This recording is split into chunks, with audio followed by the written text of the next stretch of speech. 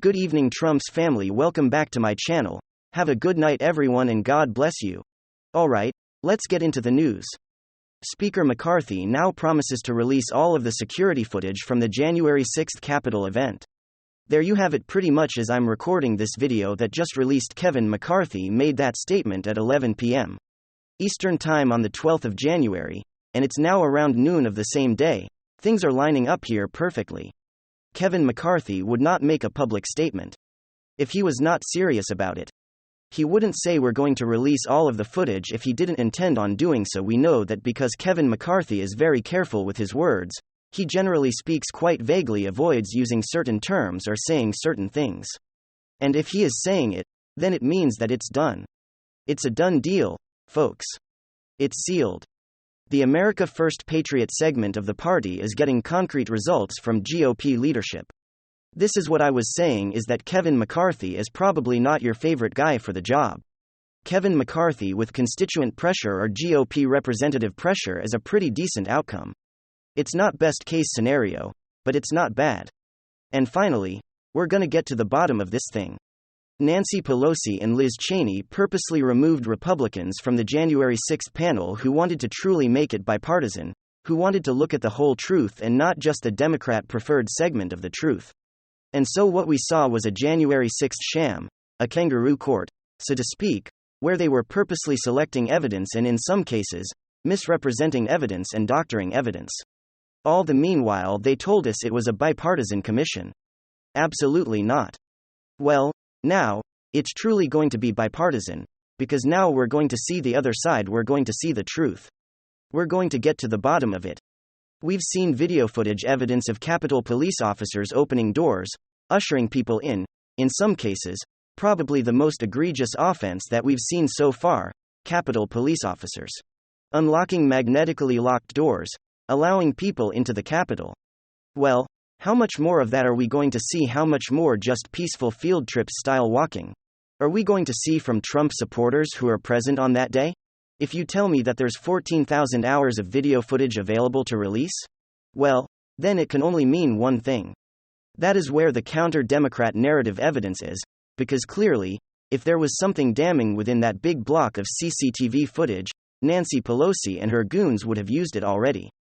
But as we know, they barely had anything, because for the most part, what took place on that particular day was overwhelmingly peaceful. And so I think probably what we're going to see is hours of footage showing exactly that, and maybe we're going to see some police brutality. Maybe we're going to uncover or discover things which we didn't even know happened or existed because Nancy Pelosi and her goons clearly weren't tackling this. Looking to be honest. Once again, the question remains, what exactly were they hiding? Why were they so fervently trying to hide the rep's transcript and of course the rest of this video footage? We are going to get unprecedented access to all of it, and it's time that there's a counterbalance. Leave no stone unturned, time to stop allowing the Democrats to craft their narratives without any counter. And on this January 6th thing, it's time for the GOP to counter and counter hard. Release it all, make it all public, create transparency, so that there is actual evidence and context surrounding the events. Inject some nuance so these top Democrat goons and Democrat talking heads look like the absolute fools that they are when they say things like Kamala Harris comparing it to 9/11 and Pearl Harbor. Well, let's have the actual video context next to them saying that, and then let's really compare it to 9/11 and Pearl Harbor. Absolute lunatics. Of course, the Democrat narrative is falling apart, but that tends to happen when you approach everything from such a dishonest, despicable angle. And then, some significant news, it is feasible that an informant working with Trump, or I would say, Trump Republicans, but Trump, it is possible that informant told the DOJ or the Federal Bureau of Investigation that Biden has classified data floating around everywhere.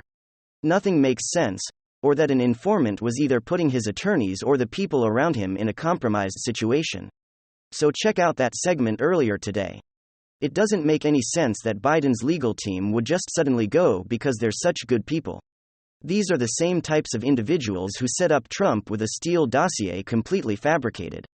In the Durham probe, special counsel, we found out that attorneys linked to Clinton and Biden and Democrats routinely gave information that was derogatory, completely false, to the Federal Bureau of Investigation and other agencies, including the Department of Justice. So the absurd idea that that they are just doing things out of goodness, that they want to just be transparent when they've propped up Biden, and actually silenced the New York Post story on Hunter and potential graft schemes. So there has to be some other elements, could be Bill and Hillary, could be Trump. But Joy Behar, this is Fox News. Joy Behar suggests Republicans planted documents on Biden to help Trump. Somehow these documents appear. There have been other Democrats also who stated, Democratic politicians who think that Trump or Republicans planted the actual documents. They went into the Delaware garage and planted classified so that they had access to the classified data. So they themselves removed. So Trump himself removed classified data, maybe from Mar-a-Lago, drove to Delaware, put and infiltrated his garage, next to the core values.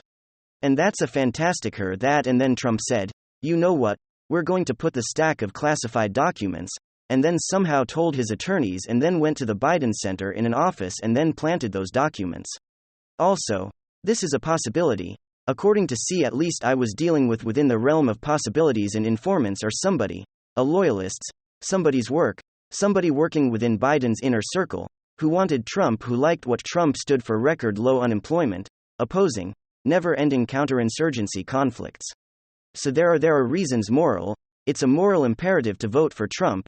If you don't want never-ending military conflict, vote for Trump.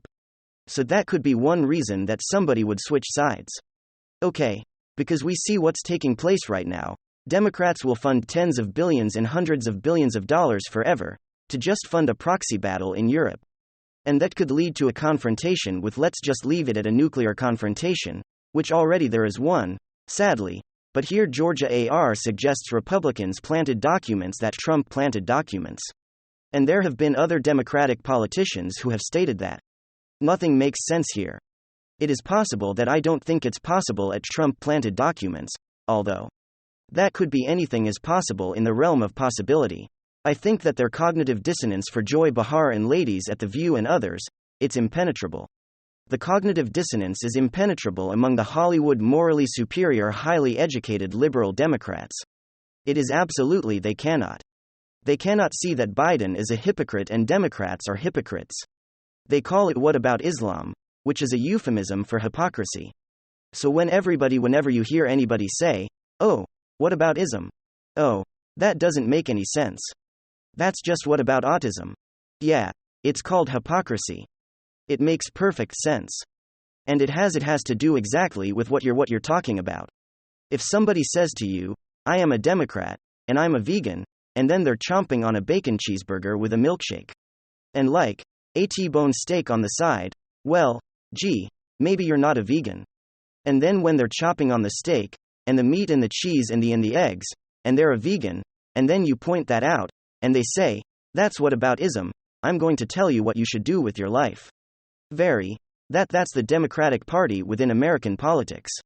But that being said, if you're a communist, socialist, Democrat, Trump, Republican, conservative, traditional Republican, it doesn't matter who you are.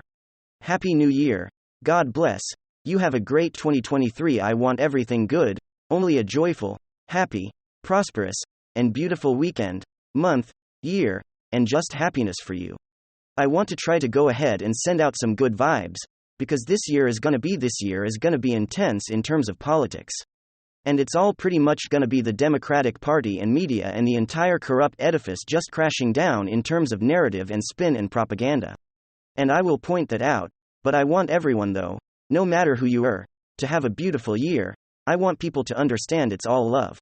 No matter where you are on the political spectrum, I'm just giving my viewpoint. I try not to be morally superior, and just point out criminality. Because I don't have anything against Biden or Hillary or Bill, that they just committed crimes. I don't have anything against Hunter. I don't look at myself as morally superior to mock Democrats. I just point out on this channel that Democrats have accused Trump of things that he didn't do. So he was never an operative of the Kremlin. And the Steele dossier, the intel agencies accusing him creating this Red Scare McCarthy-era world that we live in.